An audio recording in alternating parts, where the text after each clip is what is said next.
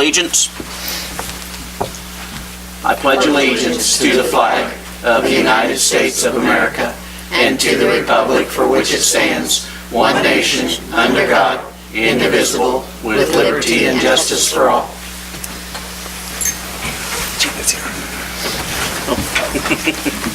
Snuck in on us. Oh, there you are. Roll call, please. Grund. Boss. Present. Pipia. Here. Graham. Here. Hughes. Present. Fry. Present. Schroller. Here.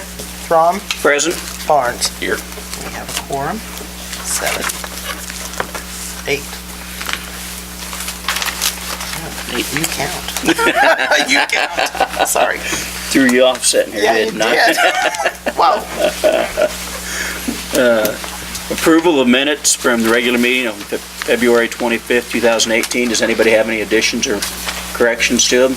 I have one amendment on, it would be page 2, number 4, third line. There should be a period after the $750 and then the annually taken out.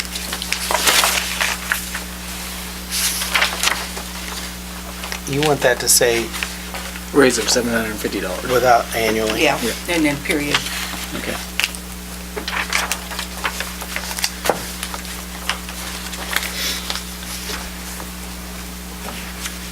Anybody else have any corrections or additions to the minutes?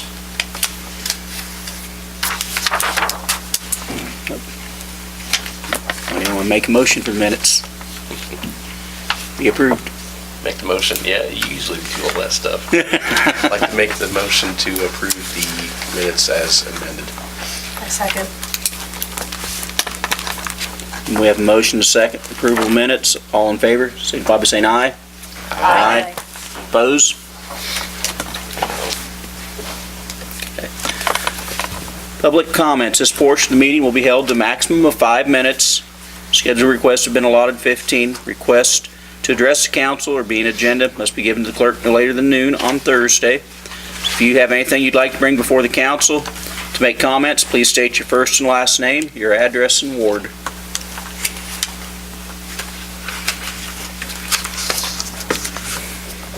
Seeing none, we'll move on.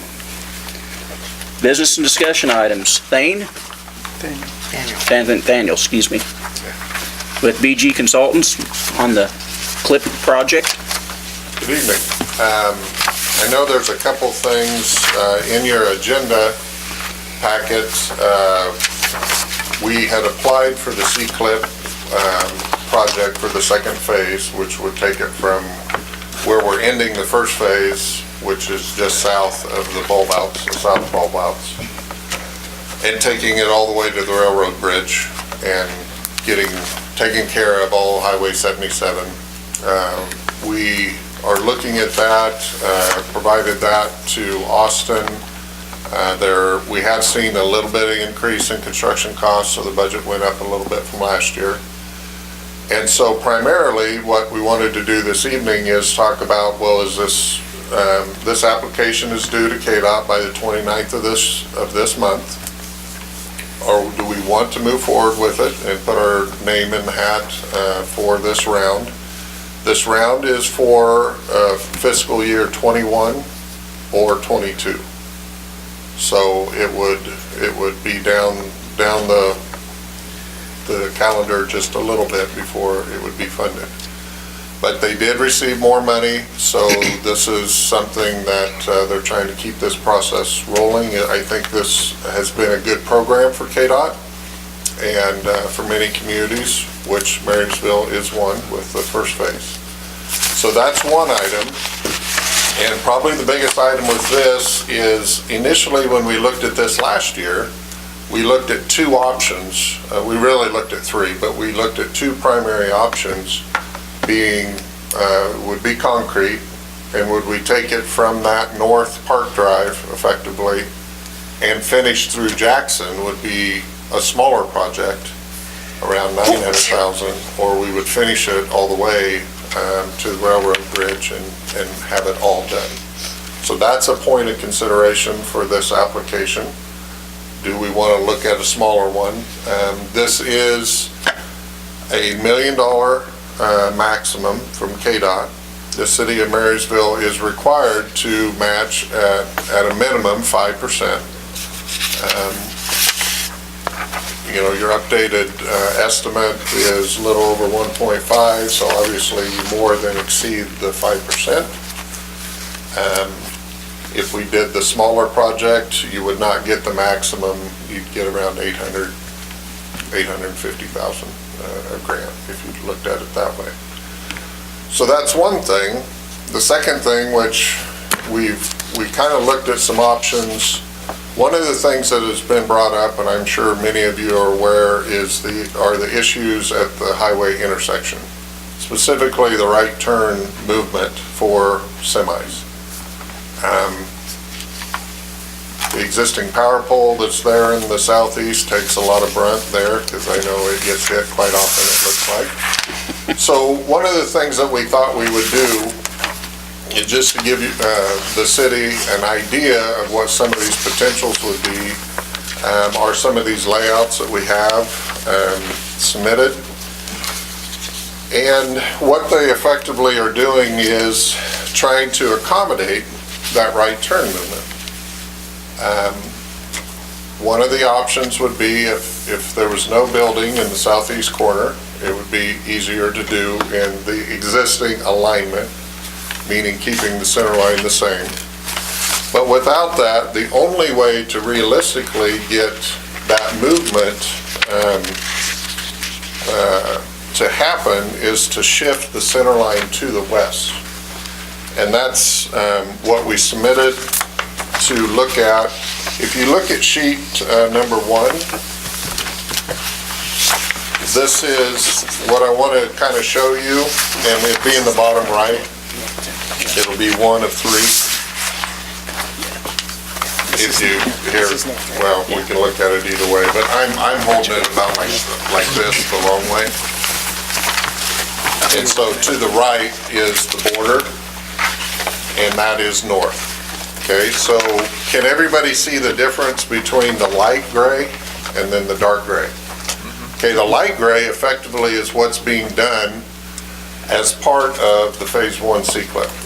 So that intersection will be done as part of the Phase 1, okay? So what the dark gray is we're trying to show you what would be the likely impacts of doing the shift. You'll see to the north, we have to realign the north back to the west just the same.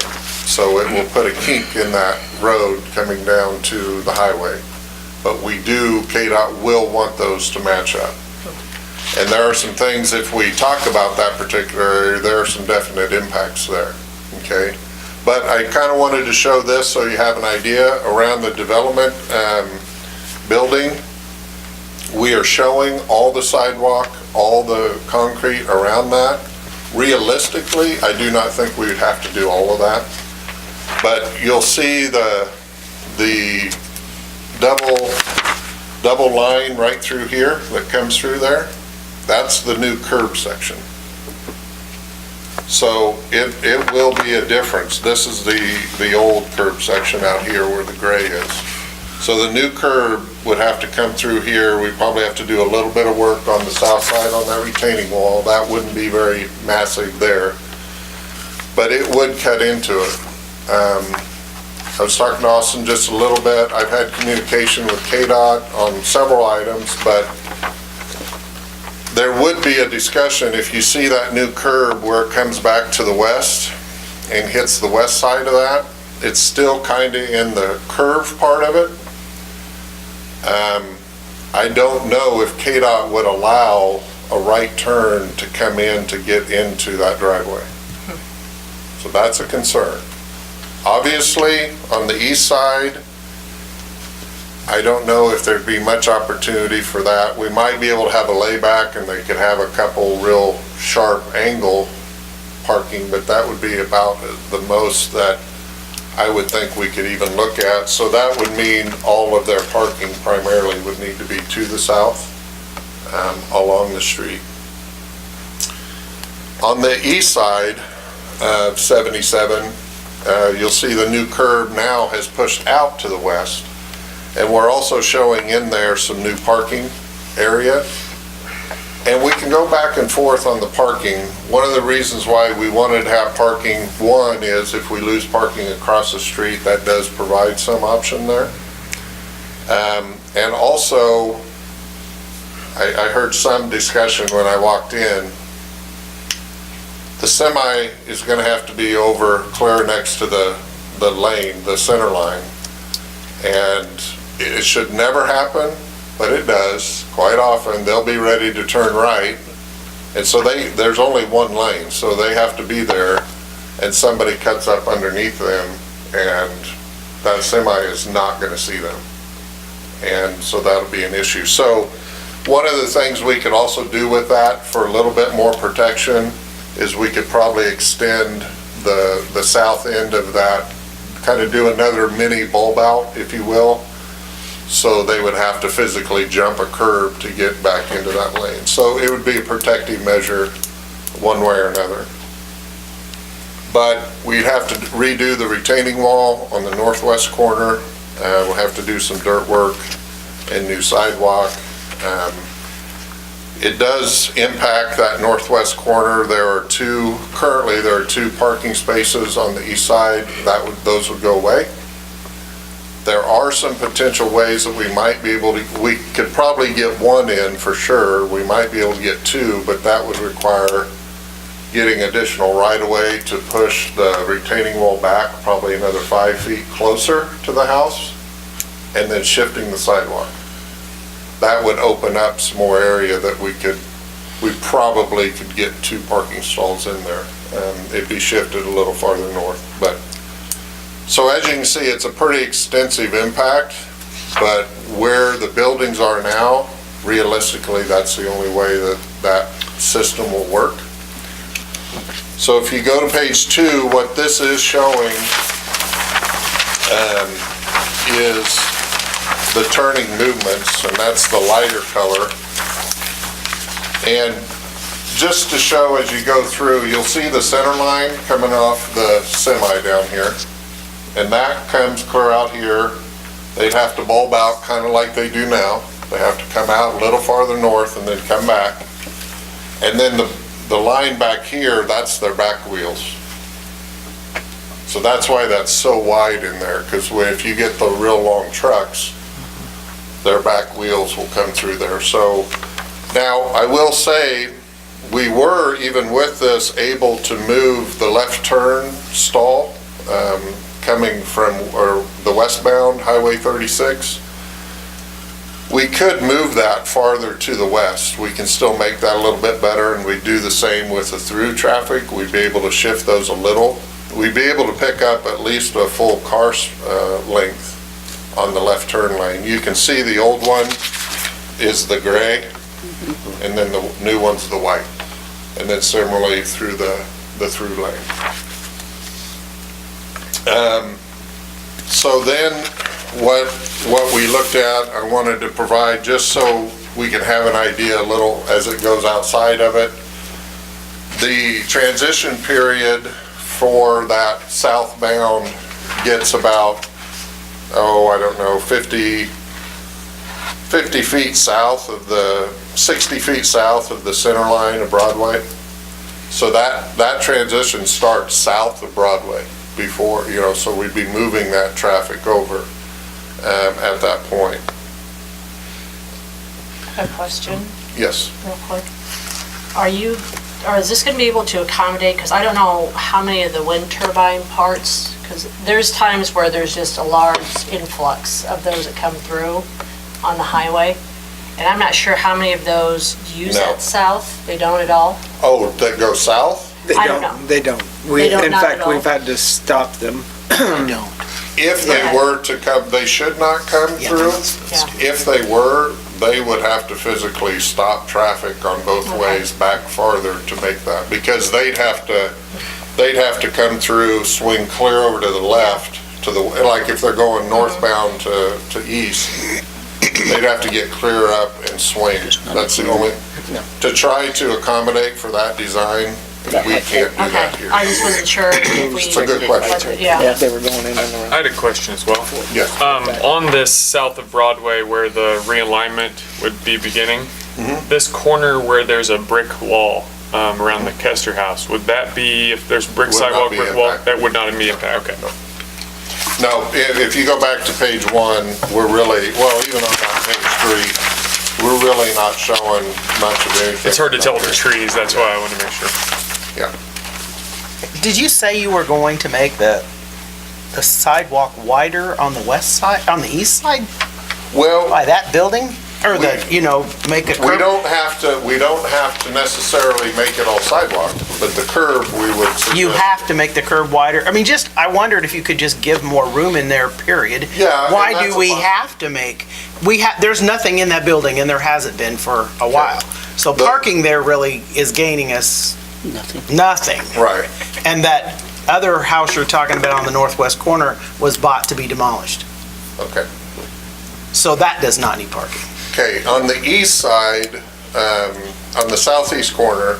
Right. We would not need to do that curb line all Okay. the way. I was just curious if we'd have to do We that. do on the north corner, though. Right, On the very okay. side, because Right. what this also does is by pushing this west, it gives us room to get that southeast corner ADA, Okay, because we'll be able to get ramp sections Sure. in and everything. So there we would, okay.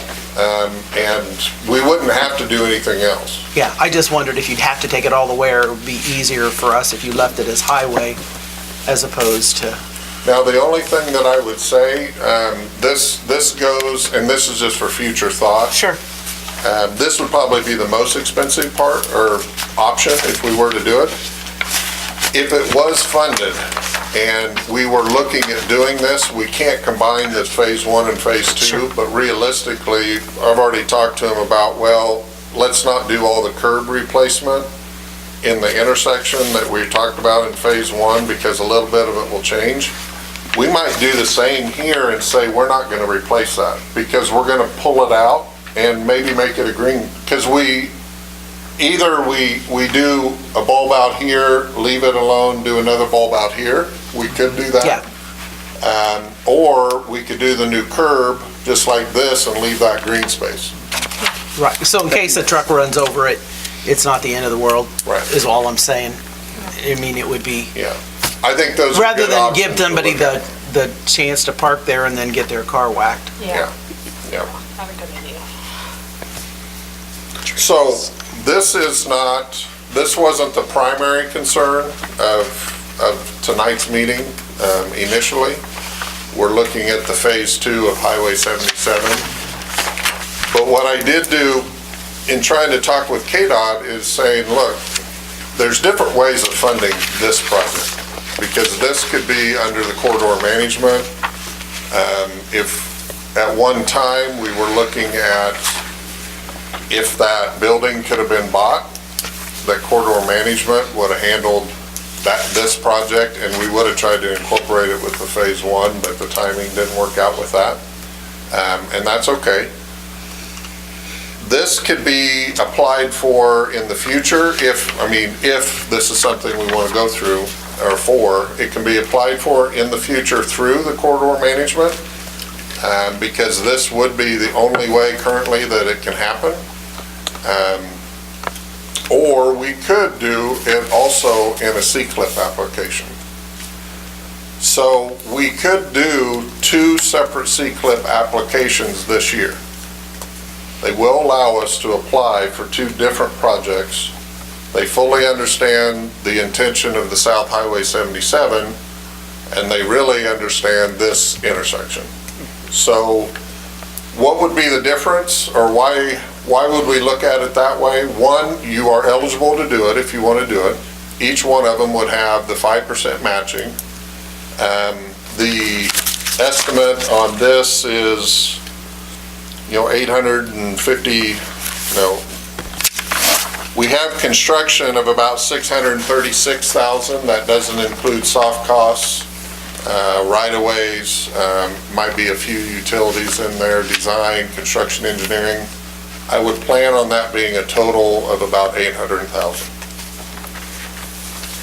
So you would be required to match 5%. So just figure 5 times 800,000, that would be $40,000. If you go into corridor management, this is getting real tight in between these two, but if you do corridor management, they will pay for all construction engineering. All you have to pay for is design. And the south cost. And the right-of-way components you'd have to do. So really, these two, it might be cheaper to go through C-CLIP because your design of this will be more than the 40,000. So it might be something that you look at. So what happens if we apply for both of them? You would want to designate a priority between the two, and you would want to prioritize which one in 21 and which one in 22. They may come back and say, hey, well, could we do this or that? You know, they would want you to initially give them an option. I did talk about trying to phase it so that we could get 2 projects that are over the $1 million. So you get the full $1 million. That isn't gonna work because this project up at the intersection is a geometric improvement. The other one will be a pavement restoration. So they're both under C-CLIP, but they're 2 different types. For instance, in the Phase 2 C-CLIP, well, in the Phase 1, which we're already above the matching, but we're doing additional sanitary sewer. In the Phase 2, we're gonna finish that sewer all the way down to Jackson and get all that sewer underneath there will all be brand new. On pavement restoration, utilities are not included. In geometric improvements, they are. So if there's, hey, we need to redo some sewer, or we need to do something like that, the unfortunate part, most of that would probably be impacted by the Phase 1 that we already have done. So, but anyway, a lot of words. So what questions do you have? Other questions do you have? We've had your I'd like questions. to have it. With your experience, what would you recommend? Which way should we do? What do you think we should do? I would do South 77, and here's why. 2 reasons. One is you'll get the $1 million as part of that project. So it's more expensive for the city, I understand that. But you have continuity, you've already applied for it once. You're showing your continuation of that desire by applying for it again. Your corridor management, while it might be cheaper through C-CLIP, it's really close. I mean, we're talking probably $20,000 difference. It will get funded through corridor management, the intersection project. There's no doubt in my mind that that will be funded. So if you say the priority is the south, you'd get $1 million for that. You would only get about, $750,000 for the intersection right now. So you maximize the grant. You can apply for 2. I would just say the priority is finish 77. Thank you.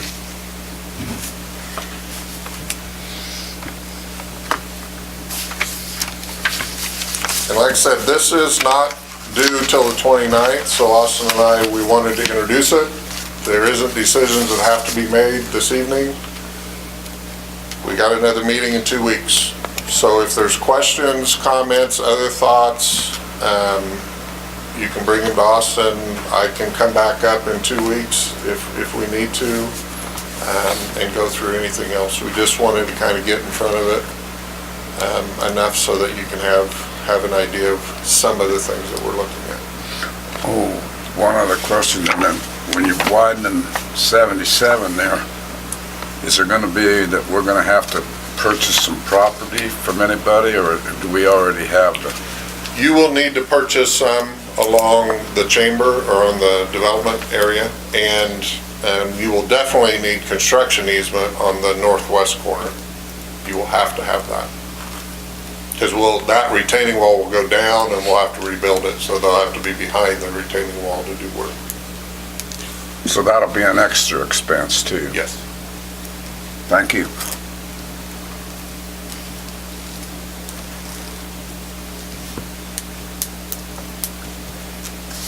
You guys just wanna think about this and, hey, you'll come back next meeting? Yeah, we do that. Lot to absorb there.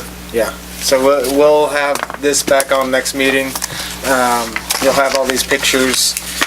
And then, we'll continue to talk about it unless you got anything else tonight. I got a question before you go. Yep. The C-clip we're gonna be working on, I guess, later this year. Phase one? Yeah. What's the projected timeline on this? It's to bid in June. There's no way to move this up at all? No, not with their timing. So bid in June. I don't know if it'll be done construction-wise by the end of the year. I don't think it will. I think there'll be. You know, if we got a rough winter like we had this year, you know, Yeah, you know exactly what I mean. Yeah. We got a school, we got a major highway going through there. well, the process that we're looking at there, we're taking the sewer several hundred feet farther, well, a few hundred feet farther south of the limits. Right. We're gonna have that done first, and then they'll probably be doing the east side first. And so all the work will be done on the east side. What I would like to project, if there's a shutdown, the expectation would be at some point we could get back to, there might still be somewhat of a bottleneck in there, but we should be able to open up and keep most of it like it is now when they're not working. When they are working, this is very intricate in the traffic control. The way, there's several different phases that have to go through here to keep traffic moving. So the likelihood is there's going to be an impact over the winter that they won't be here. So we'll probably have a couple more months of time of that. Will they do a side and then a side? They will or do a they side will and do? a side. Okay, because Yeah. I thought, well, if they could start the south first, they Yeah. get done in front of the school, I would expect and then that we would to at least happen. not have that down there. And I think those are things that are like in the pre-construction, those types of things. That's the way that we've laid it out. I just And was, how we would want that to be done to get that impact area away. So if they make it through and get, most of the work done on the east side, and, then maybe they start on the north to come down on the west side. And so that keeps the last piece, for the school will be when they're all here, ready to go, and they get it done and don't leave it tore up for any amount of time to keep that traffic moving, to minimize that impact in those areas. well, if you were thinking about doing the intersection of 36 and 77, it'd be nice to have the other part done first, so you know. Yeah, yeah. I was just thinking, get the bottom done first. Well, and that's another thing with these, currently, just so you know, and a little bit of this schedule is due to this, but, the Phase 1 C-CLIP job is federally funded.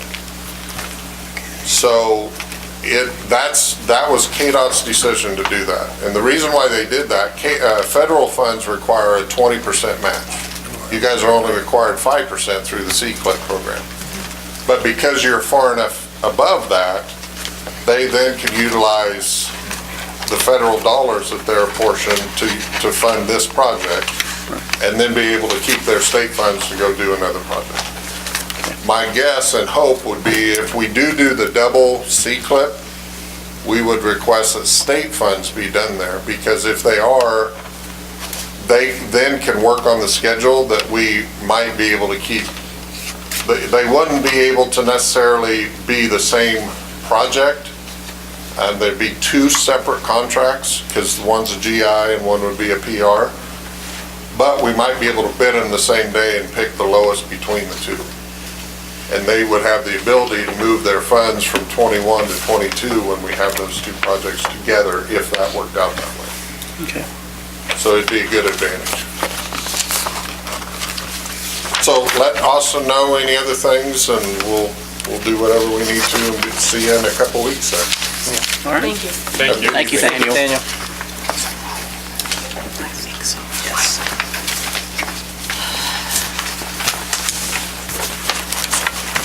Kramer Oil proposal.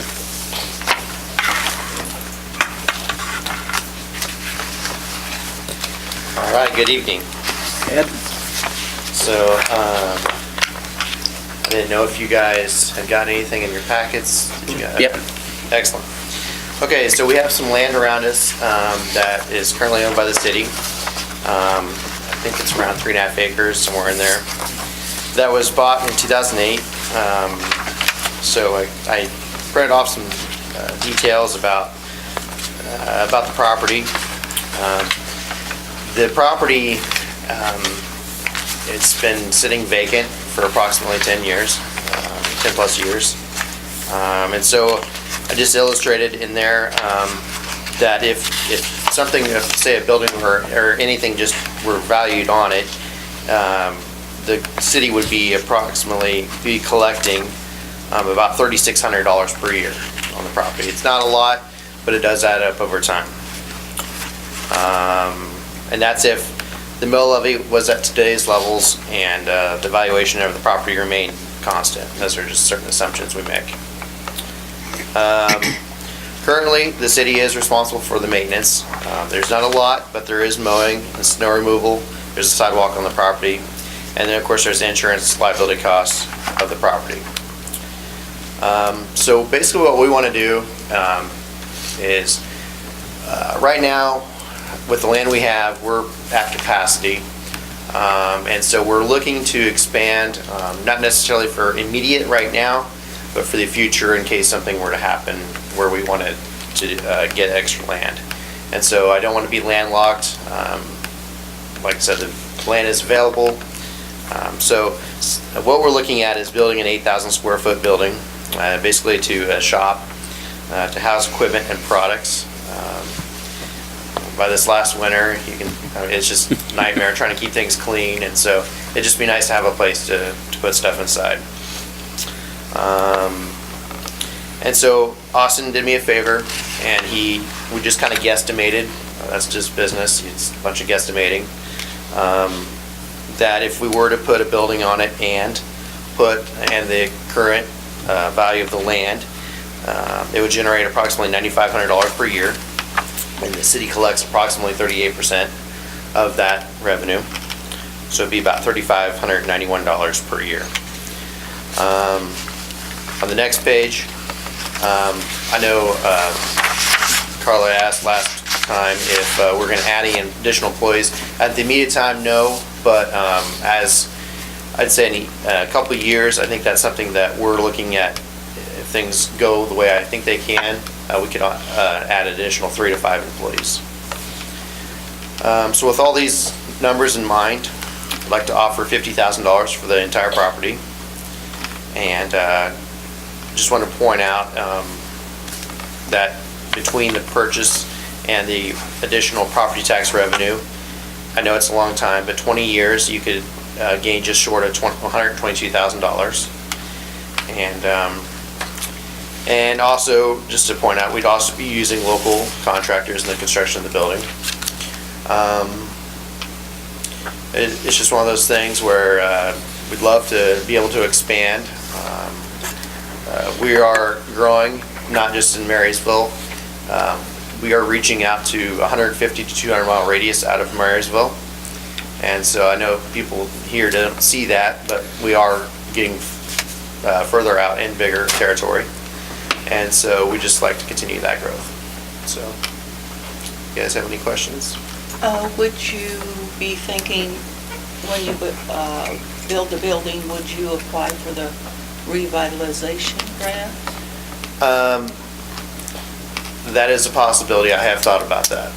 And so that would be something to take into consideration. I think that's a 5-year program. It's 3 now. 3 years. Or 3 year now, It's sorry. only 3 now. I'm back 6, Yeah. 7 years ago. So it's a 3-year program now. Okay. Okay, so what you're intending at this point wouldn't generate any sales tax? Sales tax dollars in Marysville. So the way we're set up, most of the sales tax that we collect are where we deliver it, okay? Unless somebody comes and picks up some products, we do charge, obviously we charge the city of Marysville tax. There could be some, and that's hard But to you're guess. planning more storage. More storage, correct. Storage, okay. Whether it be sold in town or somewhere else, I don't know. I can't. That'd be hard to answer. I would hope so. We always hope so. Yeah. The trees on the south side of the property, are those part of this property or are those part of the neighboring property to the south? What's that, Tony? I'd have The to tree line on the south, kind of the border there by take the a look at power line? the property lines. I'm just thinking the only neighbors, there's two property owners to the south, and so I'm sure they would be concerned about things, and Right. especially if those trees were gone, because it'd be right there. I don't, yeah, the little tree thing. You guys remember this back when we built our station back there. But anyway, that's a long time ago. I don't have any intention of removing those trees. I mean, if it's, I agree with everybody, where it's a natural barrier between us and residential. And so, they're tall, there's lots of snow on the north side of them right now. They're a great windbreak, so I'm fine with them there, so. What did we originally pay for that? 150. 150, what's the appraisal value of it? 81,200. 81.2. Okay.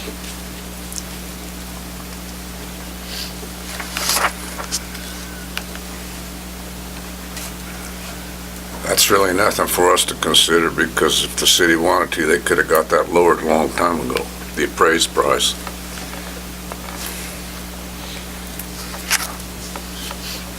You would maintain the sidewalk along there, I mean, it's a fairly new sidewalk. It's Yeah. pretty nice. I know it does get used some, mostly to access your The station. apartments. Yeah, A lot of people walk them. as the apartments got built the last few years, yeah, there's been more people utilizing the sidewalk, so.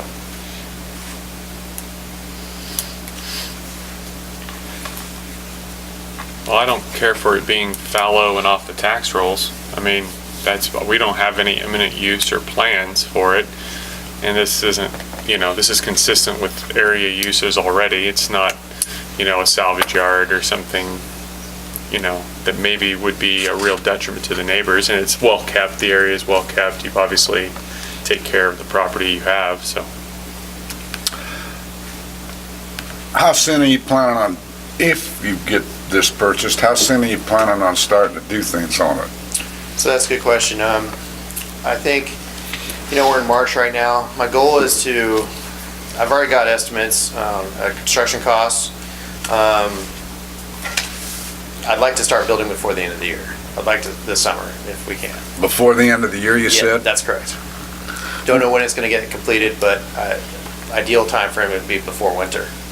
Can't guarantee that because you don't know with weather, you don't know with construction companies exactly when they can get in there, but the project would start before, hopefully during the summer. Well, then, you'd have a month or so to think about this before you start going on something. Correct. I guess some things I think about with this property is, I guess I'm a go-getter, and so I like to get things done as soon as I can. And so, as soon as if I were to able to buy the land soon, it'd be something we could possibly get done before the end of the year, and then I could house the trucks there for the next winter. And so, theoretically, yes, I could wait, but sometimes when you wait, when you try to book construction companies, sometimes Sure. things, it kind of snowballs and you have to wait. Well, my reason for asking that question is that you understand the history of the property. We bought it with intent to do something with it. The city bought it. Just to be fair to everybody, would you entertain the thought that you have made this offer for 50? Would you entertain the thought that possibly we could put it up just in case somebody else in town thinks we're giving you a big deal? If they were interested in it, nobody wants it but you. But at least the people that comes back on everybody on the council says, yeah, you bought something for 150 and you're selling it for 50. Gotcha. That really don't look good, but Right. yet if we put it out to the public to be able to bid or say something about it. It's just something to think about, just to keep good faith in the city. Right, I understand. From your point of view, I completely agree. I mean, for me, I don't really want to do it, but I understand why you guys need to. I guess, what kind of time frame would you think about for something like Hell, it that? could be 15 days. Yeah. It wouldn't have to be a long time or anything else. It's just the Like idea turn that in something before next meeting would be I mean, Yes. yeah, 2 weeks. 2 weeks. If anybody was actually interested in the property, they'd probably show up within the They should next put 2 something weeks. together It in could be 2 done, weeks. done real quick. Yeah, that's fine. But that'd make everybody know that they had a chance to say, well, hell, I'd have given, not that they'd say they'd give 50,050 cents. I'm talking about somebody really wanted it. I agree. I Okay. think that's fair. Yeah, because we answered to Yeah. 3,200 people. I know. Yeah. So that's something where, so you said by the next meeting that you would just say, hey, if there's anybody interested, then you just need to come to or submit a bid or whatever. I think that'd be the way to handle it. What do you guys think? We can. Basically, the answer is yes. I think that would be a good idea. I think it's fair. I think it's fair for everybody. Right. I agree.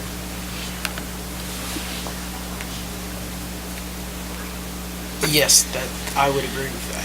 What she just What's that? She asked if that would be, if somebody else is gonna come with a higher bid, would they also get the option to up their bid because they've already Oh, put yeah. theirs on the But table? they have Right. to. And that's Yeah. really not fair for Right. them. No, it's not. Otherwise, somebody could bid $1 Exactly. more, that's not Or, right. yeah. I mean, then If we're how do not we trying to decide jack what's the price up. significantly? No. Right, no. We're just trying to make sure everybody is fair. Everybody was informed. Right. Exactly. Yeah. Everybody was informed. Cool. Yep. Okay. Awesome. Table for 2 weeks? Yeah, and we'll Publish just, that in the paper? we'll get it in the paper. And I'd say if anybody was interested by the Wednesday before next council meeting, so that would be, what is that date? Wednesday the 20th. Wednesday the 20th at 3 PM. Sounds good. Okay. All right, any more questions? Okay. Excellent, thank you for everyone. Thank you. Appreciate it.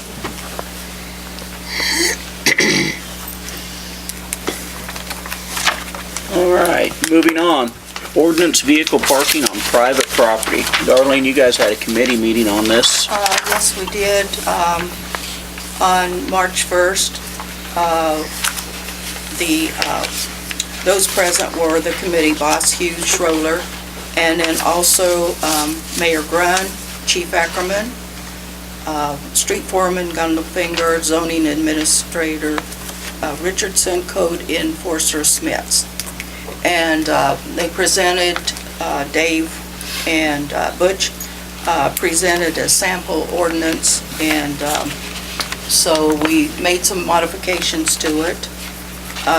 Several comments were made that citizens should be able to do whatever on property they own. But my argument is that neighbors have rights too.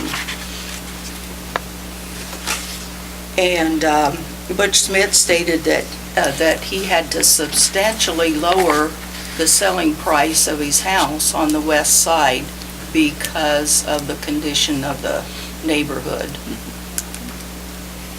And now, since the committee meeting met, and I checked with Butch tonight, Butch and Dave added corner lots onto the ordinance. That wasn't done at our committee meeting, and I agree with that, putting that in, because we had talked about, it had been presented with including side, and some disagreed with that, so now at least we've got the corner lots in there. Which part's that? See, like on my Part was corner, up What's a here, corner lot? I'm on the corner lot, and I don't It's in have a under backyard A. It's, at all. Like the third line There's in. nothing. There's a lot line behind me, and the husband put in a garage there, So what you're saying is he's gonna have to put gravel up to the garage door. He's not gonna be able to just park there. Right. Even though there's nothing else there.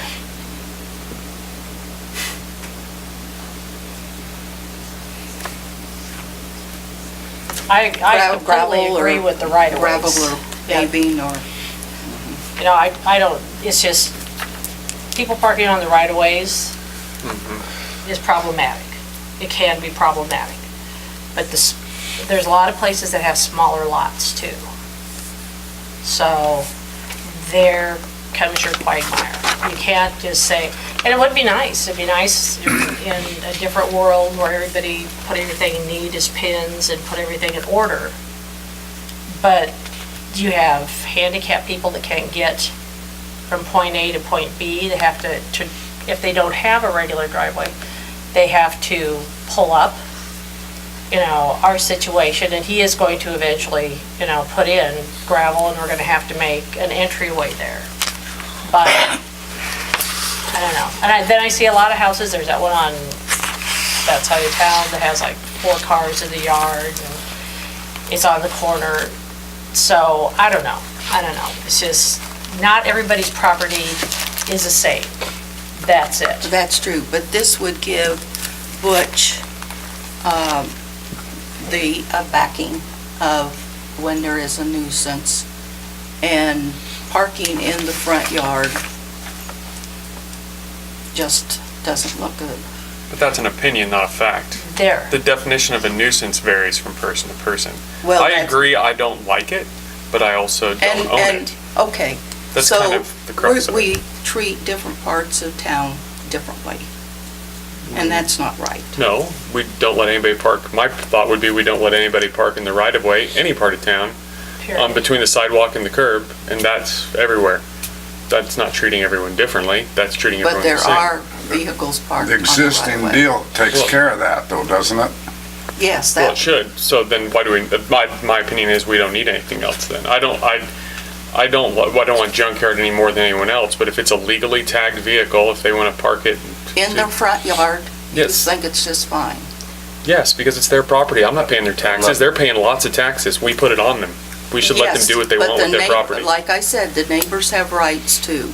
Yeah, they do. They have the right to move. They They can don't put a have the right fence to up. determine what their neighbors Not have in everybody their can yard. afford to just pick up Well, and move. I don't like oak trees. Should I be able to tell I think they're unsightly. Pin oaks, because they have leaves all year. Can I tell my neighbors to get rid of their pin oak? No, this is the line. We all have to have our own line. My line is this, if it's not a hazard and it's a legal vehicle and it's not causing a danger to the neighborhood, I get the why you wouldn't like it. I wouldn't like it next to me either, Butch, but do you have some comments? I didn't catch everything you said, Todd. I'm assuming you were talking about parking in the front yard. yes, parking on grass in general. There's a lot of this going on around town. I mean, a lot. And yeah, it is your property and you have the right to do with it what you want to a point. When it starts to make the rest of the neighborhood look unsightly or devalue your neighbor's properties, as far as I'm concerned, it's no longer all right. My thought would be though is, I guess we have to as a council decide what's unsightly. I mean, that's in the eye of the beholder. I mean, there's a lot of things I think are pretty dang ugly, and people put metal roofs on their houses that don't look very good, or they paint them pink, and I don't like that either. I think that's pretty awful. I'd rather my neighbor have a car in their yard and not paint their house pink. But I guess I struggle with where do we decide what's the line, past the line of So what are unsightly. you gonna do with that handicapped person or that older person that has to park next to their house that doesn't have a driveway, number one, to get from their car into their house? Where are you gonna draw that line? I know there's a couple like that around town. And all it takes is one or two. That's all it's gonna take, is that one or two to cause that uproar. And when you go and say, oh, it's okay for you guys to do it, because we understand that you have a physical disability, and you don't have the room, or you can't afford to put, gravel in. Because a lot of these people they get older, they've been living there all their lives, they don't have the funds to even get a big truck worth of gravel, and it's easier to say, well, they can just do it. That's an exception. When we do policy, it should be to the 99%, not to the 1%. And, you know, we may be able to make adjustments, you know, if need be. The thing that bothers me the most is if you continue to let them park vehicles in their front yard, eventually you're gonna have disabled vehicles in the front yard, you're gonna have junk in the front yard, and that's kind of where Murraysville is at this point now. Butch, I want to tell you something. I drive the city streets of Murraysville. You know how often every week. I have vehicles that have not had snow pushed around them all winter long that have not moved and have flat tires. And they're sitting on the streets, not in the yard. And We got a nuisance thing for that right now. I understand that. How come nothing has been taken care of, Terry? You can tell if a I don't know. car has been plowed in there for how long. I mean, to me, that car should have been ticketed months ago, but yet we're not doing a thing with it. Well, then we should. I think isn't. I understand that too, Diane. We should. And I'm not saying anything bad about this ordinance. But, you know, we're going to here, we can't take care of the stuff we have on our streets, Kevin, let alone isn't trying to that- take care of something in somebody's yard. Isn't that the police that, Yes, it is. okay, so that's a different department. Well, no, it's not, because it follows the same thing. It's vehicles parked, Darlene. No, this is vehicles parked on private property. What's the definition of a vehicle? Well, that's in here, It's, according to this ordinance, it's about anything. Yeah. Boat, It's any vehicle, trailer. including a motor vehicle, is defined by the standard traffic ordinance. Have campers, boats, etc. Trailers, all that? My main problem with it is if the people can't park on the right of way, I guarantee what they're gonna do, they're just gonna move them all to the street. And then all those vehicles are gonna be sitting out there in the street. Because a lot of them are parked on the right of way because they don't have any other property. So they're just gonna move them to the street, and then they're just gonna be in the way, they're gonna be blading around them, and they're gonna be restricting the traffic to where you can barely get down the street and you gotta wait on the other guy to go down there. I don't like some of the people that do that, but I'm not mowing their yard. I'm not maintaining their property. I don't like it when they park the junk cars there and leave them.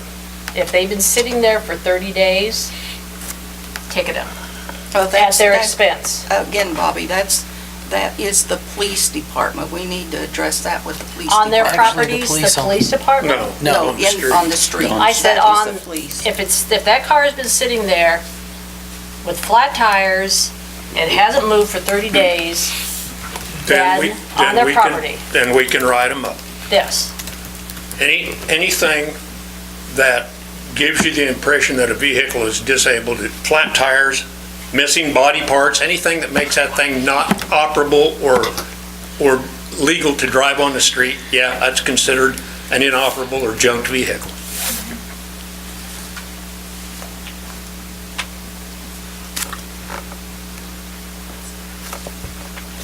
Legal tag. If they can, I know cars here that they continually tag, but they still just sit there. They sit there.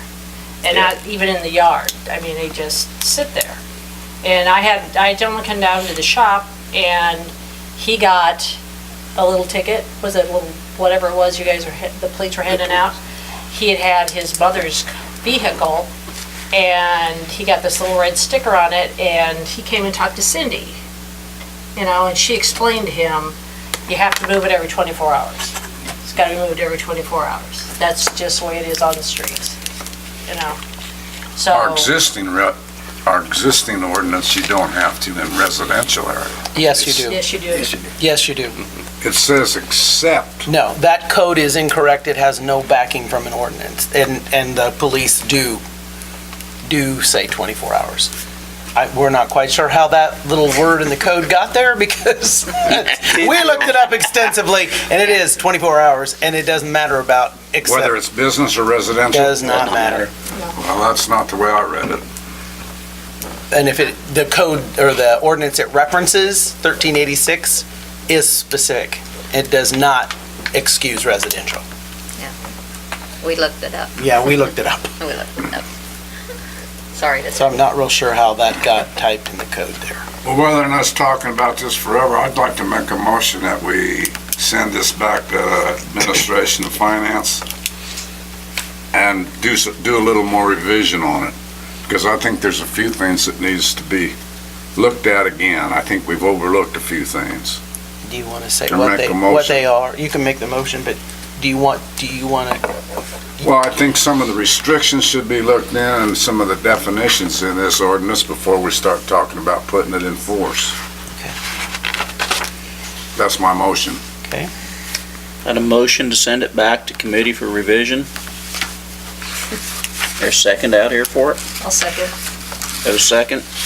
All in favor of sending it back to the committee for revisions, signify by saying aye. Aye. Those voting no, Aye. vote yes. So 7-1 back to committee. Okay.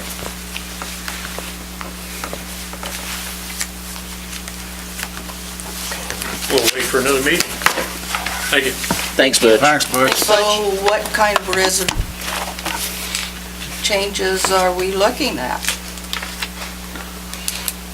Well, one of them that really bothers me is the fact that I got 14 acres of grass, and if I want to park a trailer by my garden spot, I don't want to be cited because I got a trailer by my garden. And I will be cited for that if somebody wants to do something about it, Darlene. This ordinance will make me be violation of this ordinance if I park in my backyard. I spent $4,000 to put a pad under my grass so I could drive on it. Now you're going to tell me I can't drive on grass, I got to put gravel there. I'd say I don't it's, live with that. I'd say it's a pretty slim chance you get cited. Well, whether I get caught or not, it's the idea that I'm being stuck. I'll give you an example. Me, I just paid like $8,000 to have a house tore down that was a blight on the corner. But then I can't park a trailer on that empty lot after I've spent all that money to remove a building that was falling down. Now, this is a little I excessive. mean, I don't have anything on there now, but if I wanted to, why can't I? I mean, I'm mowing it and I tore a house down. Well, I mean, what's next? If he wants to do that, you either make him put a privacy fence around it so nobody else can see it? Is that what's gonna be required? This You know, ordinance if I don't talks like the about yard front next of to me, main maybe he'd have to structure. put up a privacy fence too. I The, don't know where it, the ordinance specifically says front of main structure. well, but it says corner lot, correct? If you have a corner, but it talks about the structure Well, itself. mine is a corner lot and the house is gone, so I don't know what you would consider. So you could be a nuisance too. And some of You these could have all your houses stuff there. may have a right-of-way along the side of them. And so if there's a right-of-way but it's not a street, is it actually a corner lot? I mean, slippery slope, but like you, 12th Street right-of-way is west of your, or east of your house, so is that a corner lot? Because then that side would be considered frontage, even though there's no street. I think they need, I mean, if we're gonna write an ordinance of any kind, I think I'd rather see it focused on just the right of way, especially not people's I'd rather be more narrow. backyards. And I'd rather I see it think limited When you- maybe. If you guys don't mind, when you have your meeting, because have a few more of us here, like, Well- you know, Jason, and, because wasn't that kind of a off on the fly for the last meeting, like a last minute one? It was hard to get it together. Yeah. So, I mean, have a little more announcement, so, I mean, we Would could, you like to discuss it at workshop? There you That- go. That would be all No, right. no. Too. Sorry. That was We a got a quick. ton of things. No. Quit piling stuff on that, Cindy. Jason, what's there? was he? That was there, Yes, well, I he was was just there. sitting there. He You was just sitting there? Well, actually, when we have the committee meeting, we would not want 5 people there. Yeah, you can't have a quorum, so. All right. And a committee meeting is a time to throw out ideas and look at all different angles and.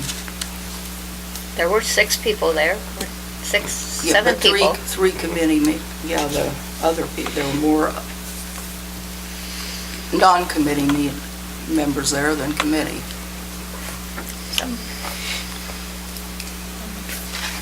But they were not council members, Okay. other than Jason. So we got voted and everything on that, correct? Yep. Okay, To take it back to committee. okay. Notices and hearings, there's none. Consent agenda There will be, on I hearings. believe there is, I haven't opened it yet, but I believe there is a zoning meeting Thursday night. Check for sure. Yes, and the council's welcome to come, be discussing the comprehensive plan book again, What time is that? 7 o'clock. Darlene, did you get your deal in the mail and the weekly highlights? Dave said he mailed everything out. Did you get a deal about the planning commission? Just tonight. You got it today? I just opened it. Good. One didn't show up at my house yet.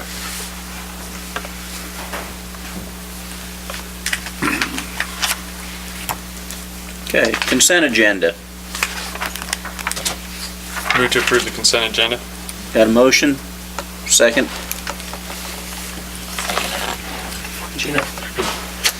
All in favor, signify by saying aye. Aye. All right. Those opposed, aye. Approved? Yes. 8-0.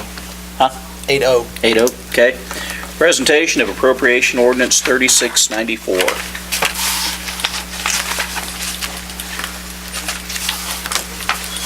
I move to approve appropriations ordinance number 3694. Second. Yeah, motion and second. Boss? Any discussion on it? Oh, well, usually I give the large items, and this was a smaller It was for change. but- amount. The largest thing was 46,600 payroll. And I say yes. Okay. Pipia, Yes. Graham, Yes. Hughes, Yes. Fry, Yes. Schroller, Yes. Thrum, Yes. Barnes, Yes. and 8-0. Austin, to you for staff reports. All right, first thing up is Blue Stem Energy report. They gave us a final report, and the basis of it is they didn't see any economic feasibility in it for them to justify partnering with us as far as managing a solar project and what they initially proposed up front. They looked at 3 different locations: our water plant at 1701 Spring, the wastewater lift station at 301 Walnut, and City Hall as well. And of these locations, the water plant looked to be the most economical as far as the amount of energy it uses, so it gave more opportunity to put in solar, but it didn't have enough land around it to implement a big enough solar panel array. There we go. So that was the downfall with that. The other 2 locations, including City Hall and the wastewater lift station, they didn't have enough pull from electricities, and if the lift station, and not enough space, the roof wasn't enough to make it work. And if the lift station down on Walnut had enough electricity, it had plenty of land by it. The catch is, according to Blue Stem, is that the rules that Westar follow say that you cannot build a large solar array and attach it to 1 meter and have it count for all your solar or all your electricity usage. You have to use that electricity produced by the solar panel on that specific On-site. meter on site. So that kind of put a damper on our whole operation. Now, I think that they're trying to follow state law on that, which provides a minimum accountability for Westar. So there might be an opportunity if we can get a law change to move forward on that. There are states that do this, and specifically Bluestem cited Arkansas as having where you could amass an array somewhere and have it count towards your whole bill. So I would love to continue on this, and I would hope the council would back an opinion, or basically have an in favor opinion where I could go and tell our state legislators that we like this.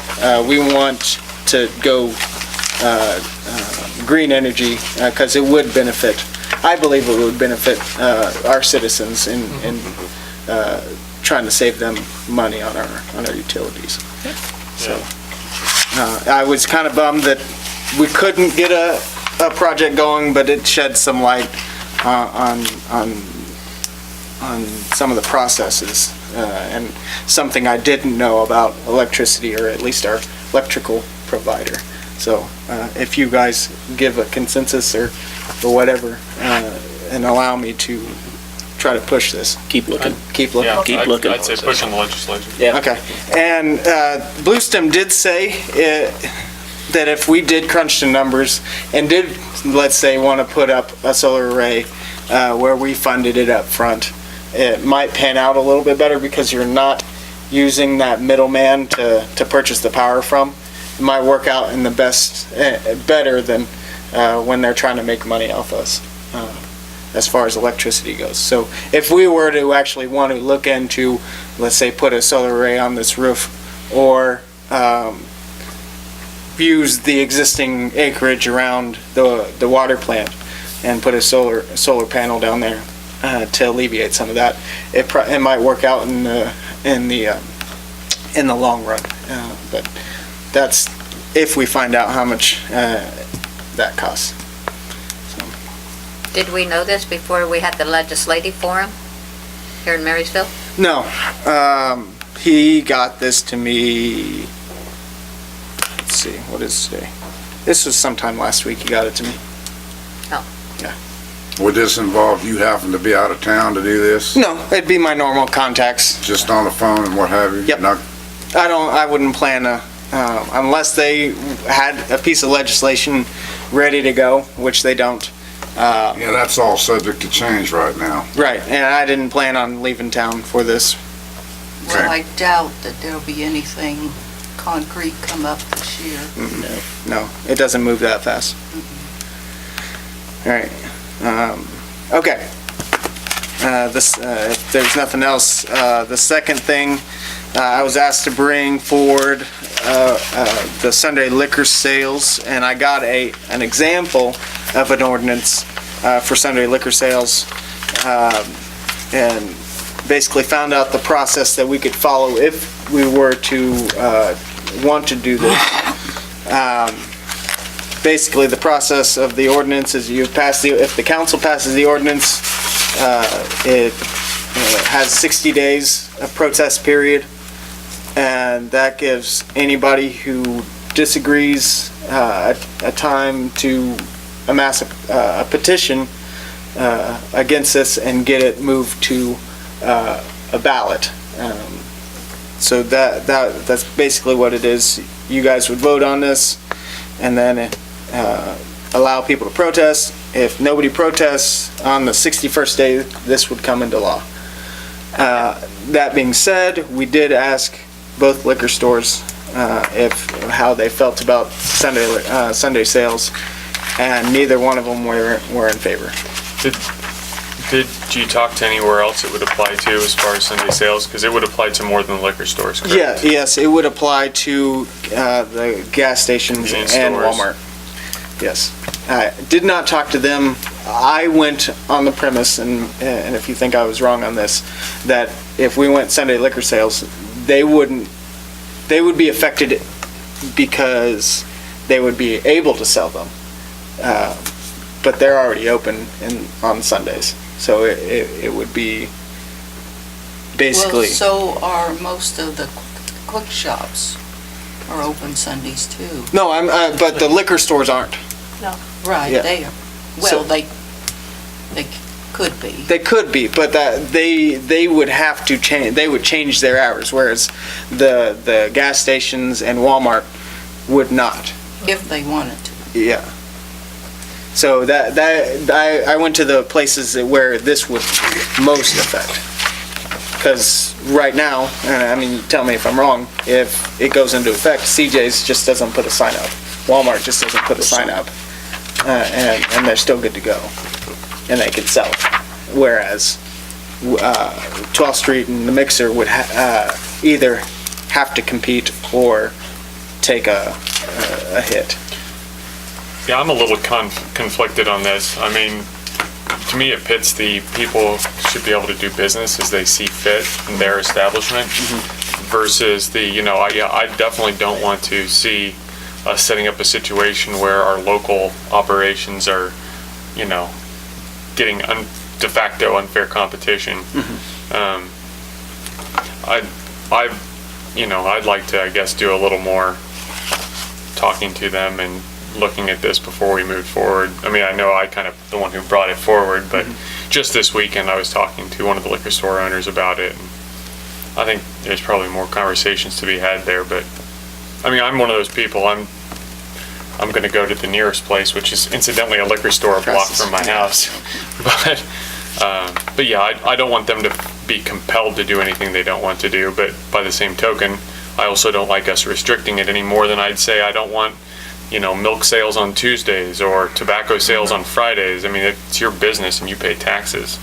You should be able to operate as you see fit, in my opinion. Well, since we're so close to the Nebraska border too. Well, a lot of It's people a also go difference. over to Hanover on Sundays. Yeah. I have a question. Is Memorial Day, Independence Day, and Labor Day, are those days for the state of Kansas that we cannot legally sell? Kansas. You can. Yeah. This was just that's why. was there. That's Just why a I just. sample. That's why I just put example over it. That Like, those did not apply. Those are the big days. Yeah. They do now already sell on Yeah. those days. Yeah. Christmas, Okay. they don't. No, that's why I put those Okay, big letters example over on it. it. Just so All right. he gave me a PDF, and rather than spending time on retyping the whole thing, if we weren't going to go forward with it, there was no need. I think this is something we ought to maybe just keep on the back burner and Okay. review ever so Do we often. need a motion to table it, or can we just not do anything with it at the moment? Just not do anything would be fine. Okay. That's good. Onward. The alley behind the new Sunflower Credit Union, attached is the design for the alley behind the credit union. Kansas Gas required that the alley be designed to show the need to move the gas main. Sunflower Credit Union is paying for the design, but since it's our alley, we must approve that. The design design shows a 16-foot wide alley. Initially, we talked about a 20-foot wide. When we looked at the 20-foot, and this was discussion between us and the credit union, as well as the engineer, 20-foot would affect the parking on the residential side. And from our initial talks, we didn't want to affect that side. We wanted to make the credit union better, but not hurt the residential side. Yeah. So we all basically said, leave the alley on the south side alone, just make that line where it's at, and move and use all the right-of-way on the north side to the credit union. This could,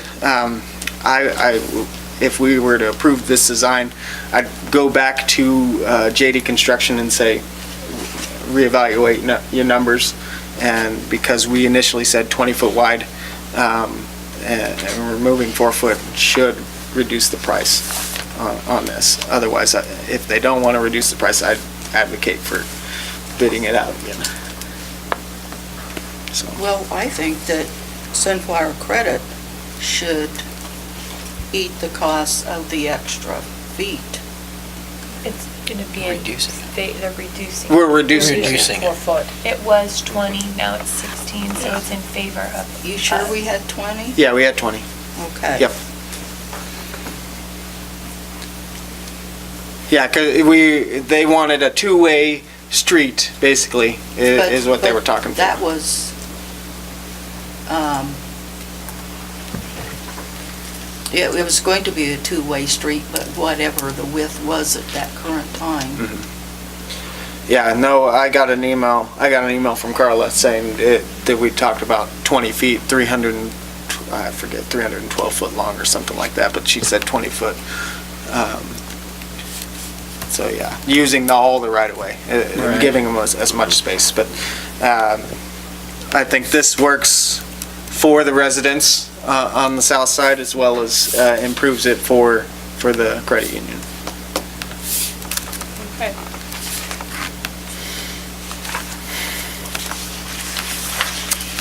Got a motion on the alley? On Sunflower Credit Union? I make a motion that we go ahead with the design of the 16-foot wide alleyway. Second? I'll second that. A second. All those in favor signify by saying aye. All right. Opposed? 8-0. All right, skid steer snow blade, attached is a quote and a description of a snow blade for a skid steer, or for any skid steer for the future. Basically, our current snow blade for the skid steer is 25 plus years old, and it is, we have issues with it, with the hydraulics on it, and we are having, actually Can-Equip is having problems finding parts for it. So we would like to purchase a new one to replace the current one, and they bid us out at $2,650. And I would like that purchased and come out of water fund.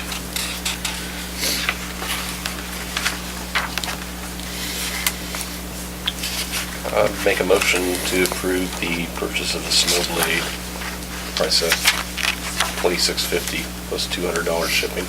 No, not plus, that $2,650 includes, Okay, yes. $2,650. I'll second it. Have a motion and a second to purchase a skid steer snow plow. All those in favor signify by saying aye. Aye. Opposed? You know, 8-0. All right, we are opening the dump this Wednesday, March 13th. Weather permitting, obviously. The hours, and the hours starting Wednesday will be 4 to 6 p.m. and then Saturday, Sunday, 1 to 5. We're also hiring Debbie Johnson back at $9.20 per hour. And then you get notification when we open it up full-time, back to normal hours. I make a motion to hire back. I don't need, No, you're not done? don't need a motion. Okay. Just notify, and this is for everybody to know, that the dump is gonna be opening. Okay. Financials, general fund is about 30,000 above the previous year's balance. I'm anticipating general fund to go down some in response to all the snow removal. Specifically salt, is gonna have a toll. Well, I mean, our guys have been doing their best to anticipate or react to overtime and reducing that and doing a good job at that. So yes, employee costs might have an impact. Salt will have an impact. What are the costs for the salt so far? I didn't add it up. It's 2,000 per load. 2,000 for salt plus 2,000 for the shipping, right? I think it's 2,000 salt and shipping, but I got 2 more loads that are in the next ordinance already, and what, have we got 4 loads in there? Yeah, we at a Well, time, yeah, just look at, yeah, it's a lot. it's quite a bit. We were getting like 2 loads a week. And let's say 4,000 a week. Did he say 1.5 loads it takes per salting in town? Yeah. Unless it's a major problem, and then it's more. Yeah. So that takes more than a semi and a half to salt the routes. And that's without an ice storm. So ballpark, what kind of figure do you think? 6, I bet 8. we'd- At least 8 in salt. Yeah. Oh, I Yeah. bet It went closer to 20,000 this year. for just salt. Oh, yeah. Well, there was times we couldn't get salt. I know. Yeah. So there And they were were in weeks we sand. couldn't get salt. Let's say 10 to 15 in salt. Yeah, oh, I bet you. You can give us a recap on all the expenses when Yeah. the time comes, can't you? Yeah, and We can get- overtime hours too, and And the other thing is we have a lot of pallets of snow melt, or ice melt, we're buying that by the pallet too, and that's not cheap either. and sand. Well, and Sand, sand, oh, I yeah. forgot about that too, yeah. Summer's here. Thank Hope you. so. If you look at the past 2 months of the water fund, it has been about the same expenditures as the previous year. They're spread a little differently just because of how transfers were done. And I forgot to include what the sewer fund was doing, but sewer fund is actually doing pretty decent. It went up compared to last year. Sales tax fund has increased. If you take January and February sales tax into consideration, we have had $4,573 more in sales tax than in 2018. And 2018, if I remember right, was exceeding what we were doing in 2017. So an upward projection is looking pretty good. And if they ever get past the online sales tax stuff, we should see, I'm hoping, a little bit more on top of that. But other than that, have any questions?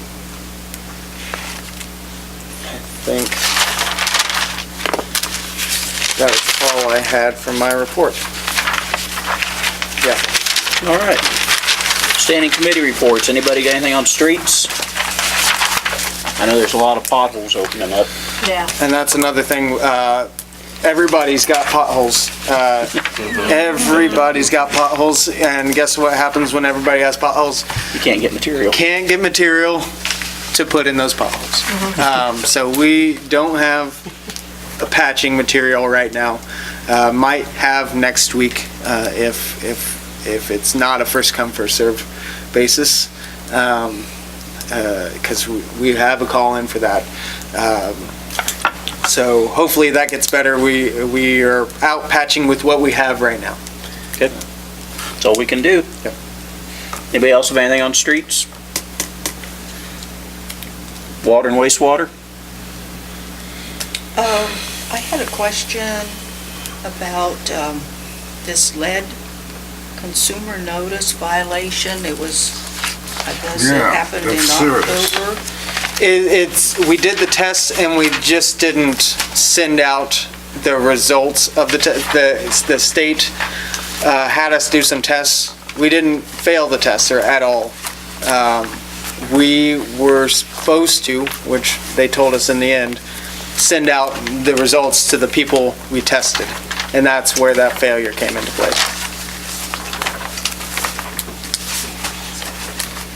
Anybody else got anything on water, wastewater? Parks and Rec? One thing I have to say, and I think after reading the deal, whether it's from tourism or whether it's Sport and Rec wanting to start putting the discs in the park in March, and we have yet to see a resolution or find out how that's going to be handled. A lawyer recommended that we do that, and nobody's got anything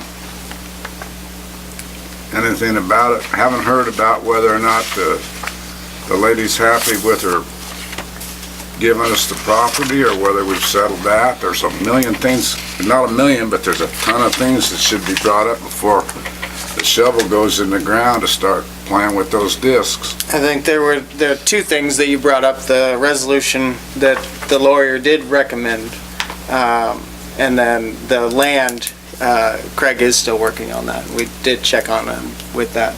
It just hasn't.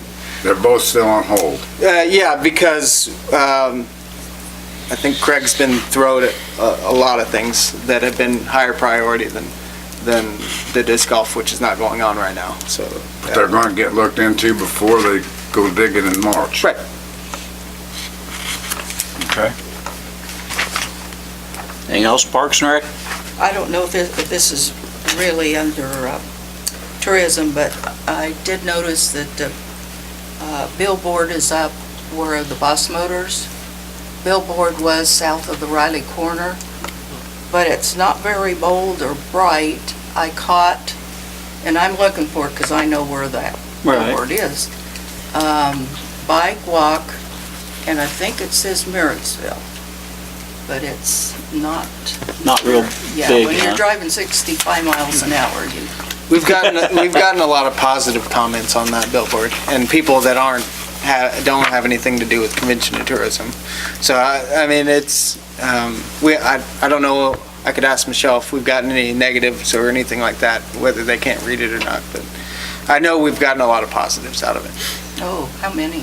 I don't know how many, I just know, I've had 2 people tell me they saw it and liked it, but I haven't seen it yet. yeah. I'm going to Manhattan tomorrow, though, so I'll make sure, I know where the billboard was, so Yep. I'll check it out. It says take a hike on it. Is that what it Yeah. says?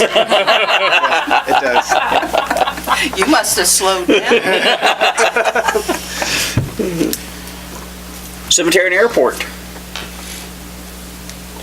No. Police and Fire? Nope. Administration, Finance?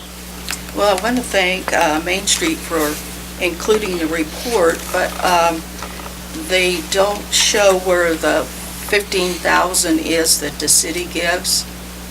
I'm thinking they lumped it in with dues, but I think they ought to, We'll keep it show pulled out. the city's contribution there.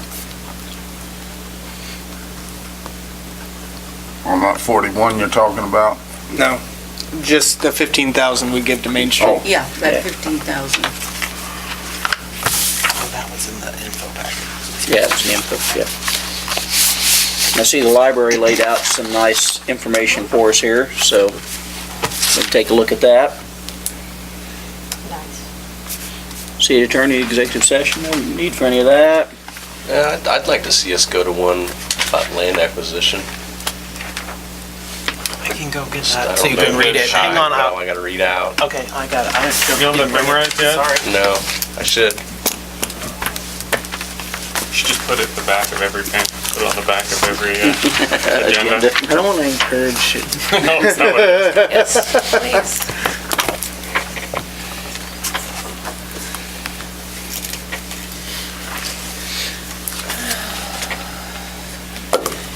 This is not too late anyway.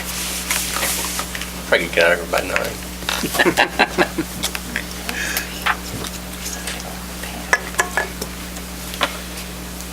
My office is a disaster because I've been sitting at Sammy's desk. You have to go in Dave's office.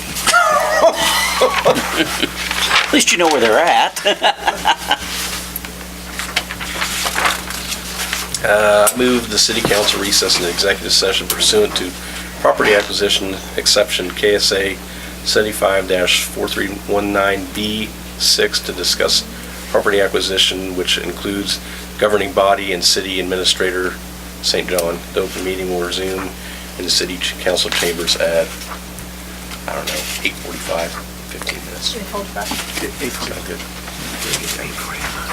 I'll second. Got a motion second, go to executive session for 15 minutes for property acquisition. All in favor? All in favor? Aye. Okay, 5. Council returned back to regular session. No decisions. No binding decisions. No binding decisions were made. I'm sunk. Roundtable discussion. Darlene? Well, I think the Mixer Town Hall was a good idea, and I think something maybe ought to continue to do, maybe at least once a year. I did want to make a comment about when there's a committee meeting scheduled. You know, if it's my committee, I want to be able to attend, and, you know, if the house isn't burning down, I don't think, like, you know, it's got to be scheduled right that day. I know that I got called like 8 o'clock, shortly after 8 o'clock Friday morning. I had a doctor's appointment out of town that I'd had to cancel twice, so I had to go. I had 2 other things on my schedule. I could have met that night, Saturday, but, you know, the meeting was scheduled without me. And I'd like to, you know, in the future, kind of make sure all the committee members can meet. Now, if it's an emergency thing, the house is burning down, that's different. So you would rather not have the meeting if not all can attend? Because I was instructed to have it. So, I'm just, so that's your opinion. So when the next person asks to schedule a I don't think meeting. there's any reason to have it if we can't all be there. We're just, We were told by the mayor that we needed That we have had to have it, so, and at that time, so that was, I mean, because nobody could come at the other time, then I'd have had 2 people missing. So that's why I'm saying, Well, this wasn't on you. She was just saying in general. Yeah. Yeah, That- she's just putting it out there. No, she's just to not she's have the coming meeting at if you. at least Yeah. the committee members can't come.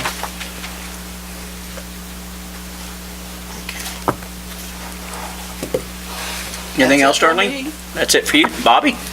I think it's kind of gotten, it just needs to be said here. There has to be an understanding, the council makes the decisions here. The council does it, okay? The council gives the yes and the no's. I mean, and it seems to have like, it's gotten in some situations where there's been a lot of backdooring going on, and I think that we need to squash that. You know, we make the decisions, that's why we were voted in, period. Okay, and I think we all have to kind of step up again and say, no, we're the council, this is our priority, and we make the decisions. Okay? That's all I have to say. Next. Gina? No. Nope. Terry? no, I have nothing. Todd? Darlene? Or Diane? Somebody? No, I No. don't have anything. Jason? Nope. I have nothing either this evening. This time, entertain a motion to adjourn. Did you say that? She said, Yeah. Diane is second. Okay. I Second? All in She was so favor? quiet. Did you say that? We're adjourned. Wasn't sure who I was though.